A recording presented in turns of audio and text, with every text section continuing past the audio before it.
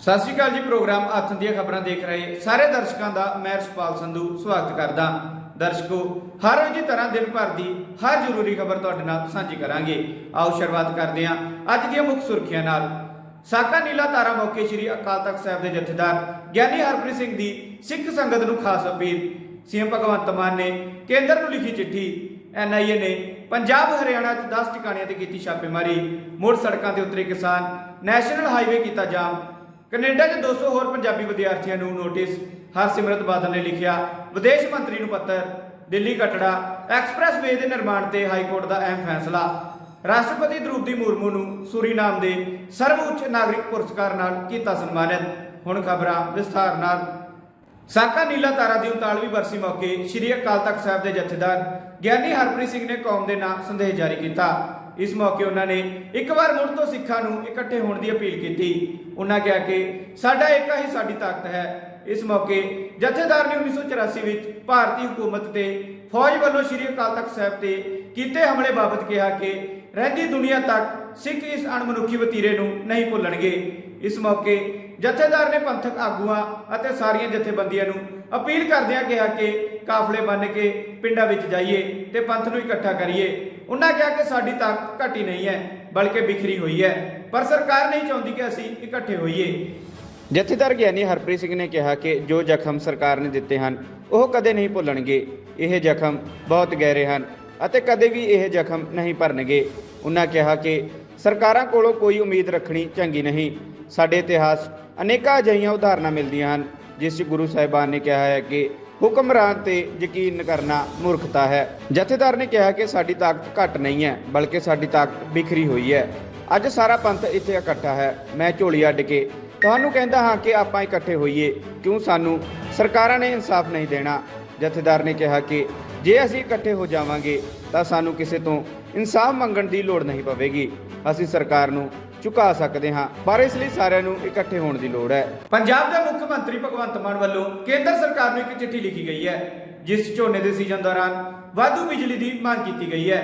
ਜਾਣਕਾਰੀ ਮੁਤਾਬਕ ਝੋਨੇ ਦੀ ਬਿਜਾਈ ਦਾ ਸੀਜ਼ਨ ਸ਼ੁਰੂ ਹੋਣ ਵਾਲਾ ਹੈ। ਇਸ ਦੇ ਮੱਦੇਨਜ਼ਰ ਮੁੱਖ ਮੰਤਰੀ ਮਾਨ ਵੱਲੋਂ ਕੇਂਦਰੀ ਮੰਤਰੀ RK ਸਿੰਘ ਨੂੰ ਚਿੱਠੀ ਲਿਖੀ ਗਈ ਹੈ। ਦੱਸਣਯੋਗ ਹੈ ਕਿ ਇਸ ਚਿੱਠੀ ਵਿੱਚ ਉਹਨਾਂ 15 ਜੂਨ ਤੋਂ 15 ਅਕਤੂਬਰ ਤੱਕ ਕੇਂਦਰੀ ਪੂਲ ਤੋਂ 1000 ਮੈਗਾਵਾਟ ਬਿਜਲੀ ਦੀ ਮੰਗ ਕੀਤੀ ਹੈ। ਪੰਜਾਬ ਝੋਨੇ ਦੇ ਸੀਜ਼ਨ ਦੌਰਾਨ ਇਸ ਵਾਰ ਬਿਜਲੀ ਦੀ ਮੰਗ 15500 ਮੈਗਾਵਾਟ ਤੱਕ ਜਾਣ ਦੀ ਸੰਭਾਵਨਾ ਹੈ। ਮੁੱਖ ਮੰਤਰੀ ਨੇ ਚਿੱਠੀ 'ਚ ਲਿਖਿਆ ਕਿ ਪੰਜਾਬ ਕੋਲ ਆਪਣੇ ਸਰੋਤਾਂ ਤੋਂ ਸਿਰਫ 6500 ਮੈਗਾਵਾਟ ਬਿਜਲੀ ਹੀ ਪੈਦਾ ਹੁੰਦੀ ਹੈ, ਇਸ ਲਈ ਸਾਨੂੰ ਵਾਧੂ ਬਿਜਲੀ ਦੀ ਲੋੜ ਹੈ। ਉਹਨਾਂ ਕਿਹਾ ਕਿ ਸੂਬੇ ਦੇ ਕਿਸਾਨਾਂ ਵੱਲੋਂ ਦੇਸ਼ ਵਾਸਤੇ ਪੈਦਾ ਕੀਤੇ ਜਾਂਦੇ ਝੋਨੇ ਲਈ ਬਿਜਲੀ ਸਪਲਾਈ ਬਹੁਤ ਜ਼ਰੂਰੀ ਹੈ। ਦੱਸਿਆ ਜਾ ਰਿਹਾ ਹੈ ਕਿ ਮੌਸਮ ਵਿਭਾਗ ਨੇ ਪੰਜਾਬ 'ਚ ਘੱਟ ਮੀਂਹ ਦੀ ਸੰਭਾਵਨਾ ਜਤਾਈ ਹੈ, ਜਿਸ ਕਾਰਨ ਝੋਨੇ ਦੇ ਸੀਜ਼ਨ ਦੌਰਾਨ ਵਾਧੂ ਬਿਜਲੀ ਦੀ ਲੋੜ ਪਵੇਗੀ। ਇਸ ਨੂੰ ਲੈ ਕੇ ਹੀ ਮੁੱਖ ਮੰਤਰੀ ਮਾਨ ਵੱਲੋਂ ਕੇਂਦਰ ਤੋਂ ਵਾਧੂ ਬਿਜਲੀ ਦੀ ਮੰਗ ਕੀਤੀ ਗਈ ਹੈ।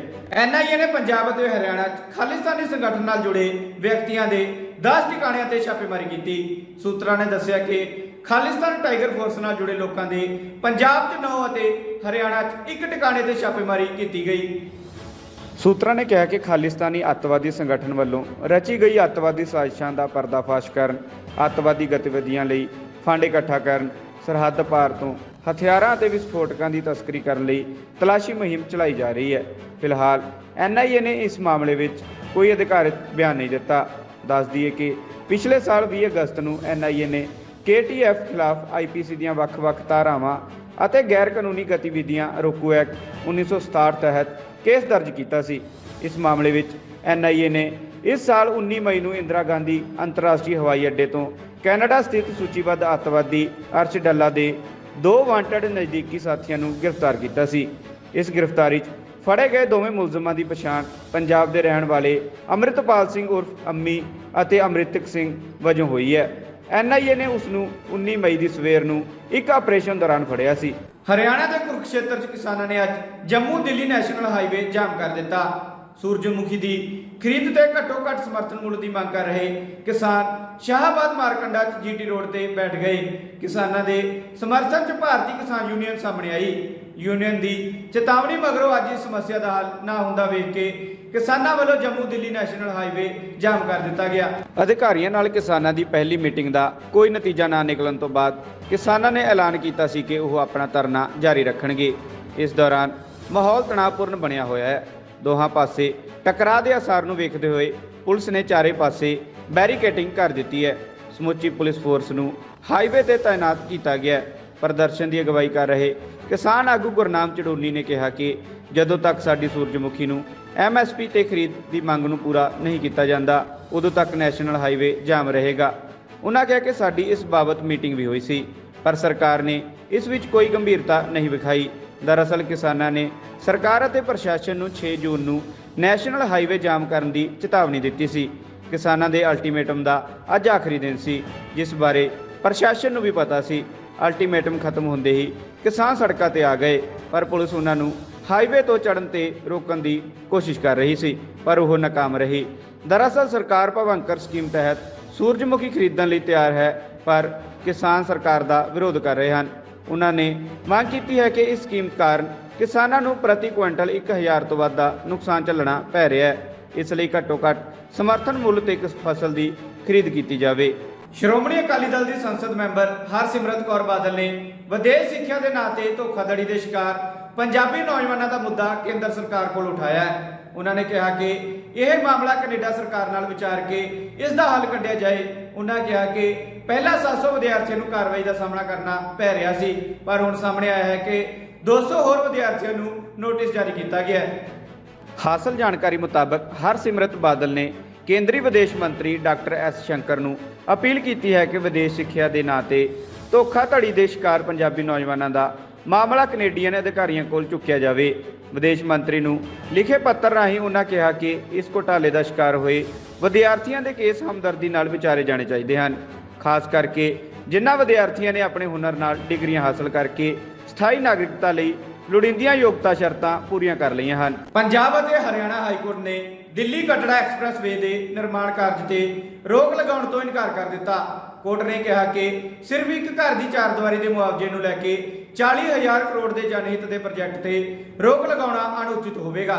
ਉਕਤ ਐਕਸਪ੍ਰੈਸ ਵੇ ਪੰਜਾਬ ਦੇ ਲੁਧਿਆਣਾ, ਜਲੰਧਰ, ਅੰਮ੍ਰਿਤਸਰ, ਪਠਾਨਕੋਟ ਸਮੇਤ ਕਈ ਜ਼ਿਲ੍ਹਿਆਂ ਤੋਂ ਹੋ ਕੇ ਕਟੜਾ ਤੱਕ ਜਾਵੇਗਾ, ਜਿਸ ਦੇ ਨਿਰਮਾਣ ਤੋਂ ਬਾਅਦ ਦਿੱਲੀ ਤੋਂ ਕਟੜਾ ਦਾ ਸਫ਼ਰ ਅੱਧਾ ਰਹਿ ਜਾਵੇਗਾ।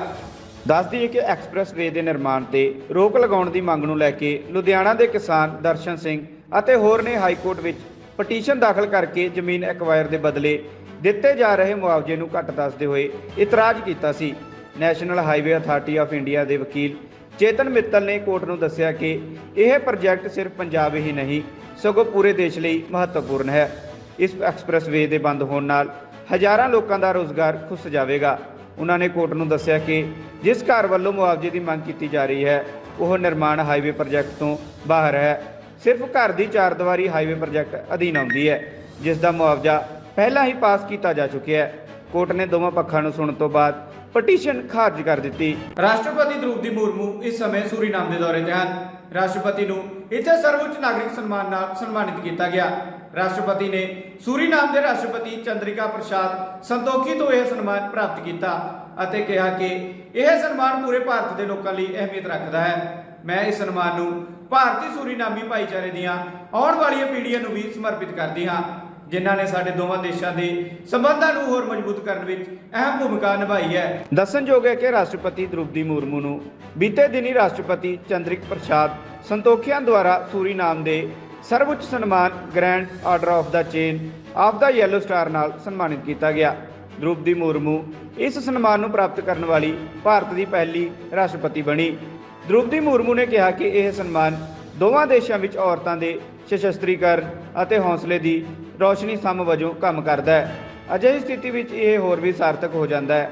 ਇਸ ਦੇ ਨਾਲ ਹੀ ਰਾਸ਼ਟਰਪਤੀ ਦ੍ਰੋਪਦੀ ਮੁਰਮੂ ਨੇ ਸੂਰੀਨਾਮ ਦੇ ਆਪਣੇ ਹਮਰੁਤਬਾ ਚੰਦਰਿਕਾ ਪ੍ਰਸਾਦ ਸੰਤੋਖੀ ਨਾਲ ਮੁਲਾਕਾਤ ਕੀਤੀ ਅਤੇ ਰੱਖਿਆ, ਸੂਚਨਾ ਤਕਨਾਲੋਜੀ ਅਤੇ ਸਮਰੱਥਾ ਨਿਰਮਾਣ ਸਮੇਤ ਕਈ ਖੇਤਰਾਂ ਵਿੱਚ ਦੁਵੱਲੇ ਸਹਿਯੋਗ ਨੂੰ ਹੋਰ ਮਜ਼ਬੂਤ ਕਰਨ ਬਾਰੇ ਚਰਚਾ ਕੀਤੀ। ਇਸ ਦੇ ਨਾਲ ਹੀ ਦੋਵਾਂ ਧਿਰਾਂ ਨੇ ਸਿਹਤ ਅਤੇ ਖੇਤੀਬਾੜੀ ਸਮੇਤ ਵੱਖ-ਵੱਖ ਖੇਤਰਾਂ ਵਿੱਚ 4 ਸਮਝੌਤਿਆਂ ਤੇ ਹਸਤਾਖਰ ਕੀਤੇ।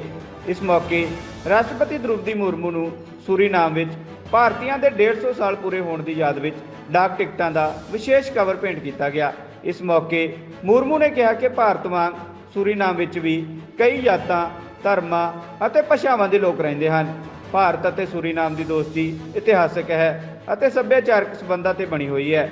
ਹਾਲਾਂਕਿ ਦੋਵਾਂ ਦੇਸ਼ਾਂ ਵਿਚਾਲੇ ਵਪਾਰ ਸੰਭਾਵਨਾਵਾਂ ਤੋਂ ਬਹੁਤ ਘੱਟ ਹੈ। ਦੁਵੱਲੇ ਵਪਾਰ ਨੂੰ ਵਧਾਉਣ ਲਈ ਸਹਿਯੋਗ ਵਧਾਉਣ ਦੀ ਲੋੜ ਹੈ। ਰੱਖਿਆ, ਆਯੁਰਵੇਦ ਅਤੇ ਫਾਰਮਾ ਖੇਤਰ ਵਿੱਚ ਸਹਿਯੋਗ ਨੂੰ ਹੋਰ ਵਧਾਇਆ ਜਾ ਸਕਦਾ ਹੈ।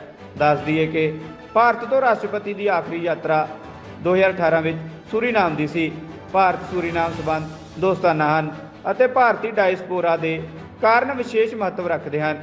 ਦੱਸ ਦਈਏ ਕਿ ਰਾਸ਼ਟਰਪਤੀ ਮੁਰਮੂ ਸੂਰੀਨਾਮ ਦੇ ਰਾਸ਼ਟਰਪਤੀ ਚੰਦਰਿਕ ਪ੍ਰਸਾਦ ਸੰਤੋਖੀ ਦੇ ਸੱਦੇ ਤੇ 4 ਤੋਂ 6 ਜੂਨ ਤੱਕ ਰਾਜ ਦੇ ਦੌਰੇ ਤੇ ਸੂਰੀਨਾਮ 'ਚ ਹਨ। ਸੂਰੀਨਾਮ ਦੀ ਇਹ ਉਹਨਾਂ ਦੀ ਪਹਿਲੀ ਫੇਰੀ ਹੈ। ਰਾਸ਼ਟਰਪਤੀ ਦਾ ਅਹੁਦਾ ਸੰਭਾਲਣ ਤੋਂ ਬਾਅਦ ਇਹ ਉਹਨਾਂ ਦੀ ਪਹਿਲੀ ਰਾਜ ਯਾਤਰਾ ਵੀ ਹੈ। ਸੋ ਦਰਸ਼ਕੋ, ਇਸੇ ਤਰੀਕੇ ਵੱਡੀਆਂ ਤੇ ਤਾਜ਼ਾ ਖਬਰਾਂ ਦੇਖਣ ਦੇ ਲਈ ਸਬਸਕ੍ਰਾਈਬ ਕਰੋ ਪੰਜਾਬ ਹੈਰੀਟੇਜ ਚੈਨਲ। ਧੰਨਵਾਦ।